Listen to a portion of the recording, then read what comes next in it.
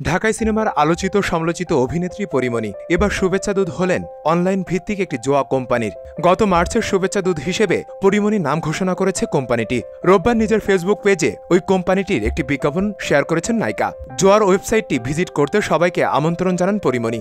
১.৫ মিনিটের বিজ্ঞাপনে দেখা যায় হলে বসে সিনেমা দেখছেন পরীমণি। এমন সময় তার মোবাইলে জুয়া কোম্পানি থেকে ১০,০০০ টাকার মেসেজ আসে। খুশিতে চিৎকার করে ওঠেন তিনি। ফ্ল্যাশব্যাকে দেখা যায় বাংলাদেশ ভারত ম্যাচে রোহিত শর্মার আউটে আনন্দ করছেন পরীমণি। এরপর বলতে শোনা যায়, একটু আনন্দে মেতে উঠেছিলাম, তুমিও পারো আমার মতো করে টিম বানিয়ে জিতে নিতে নানা উপহার। ওয়েবসাইটে চলে যাও আর পেয়ে যাও আরও তথ্য। এ বিষয়ে পরীমণির দাবি, এটি জুয়া কোম্পানির ওয়েবসাইট নয়। তবে অভিনেত্রী বিষয়টি অস্বীকার করলেও ওই কোম্পানির ওয়েবসাইটে ঘুরে দেখা গেছে সেখানে চলছে বিভিন্ন লোভনীয় জুয়ার অফার। রোববার শুরু হয়েছে টি-20 বিশ্বকাপের নবম আসর। বিশ্বকাপ উপলক্ষে অনলাইনে শুরু হয়েছে জুয়ার রমরমা। বিভিন্ন জুয়া কোম্পানি লোকজনদের আকর্ষণ বৃদ্ধি করতে তৈরি করছে লোভনীয় অফার। শুভেচ্ছা দূত হিসেবে যুক্ত করছে শোবিজ তারকাদের। তাদের জনপ্রিয়তাকে কাজে লাগিয়ে কোম্পানিগুলো হাতিয়ে নিচ্ছে কোটি কোটি টাকা। শুধু পরীমণি নন, সম্প্রতি যুক্ত হয়েছেন অপু বিশ্বাস, মাহিয়া মাহি সহ আরও কয়েকজন তারকা।